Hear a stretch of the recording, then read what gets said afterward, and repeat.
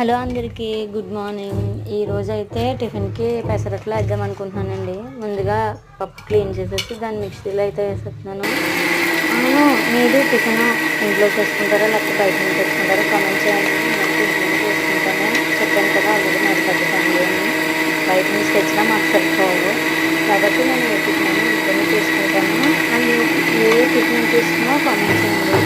పెసరట్లు చాలా రోజుల తర్వాత ఆల్రెడీ రైస్ ఇంకా సాంబార్ పొయ్యి మీద పెట్టేశానండి. ఇక్కడ దొండకాయ ఫ్రై చేస్తున్నాను. ఎలాగ మనిషి ఒక ఆమ్లెట్ వేయాలి కాబట్టి ఇది ఫ్రై చేసేస్తే అయిపోతుందని దొండకాయ ఫ్రై చేస్తున్నాను.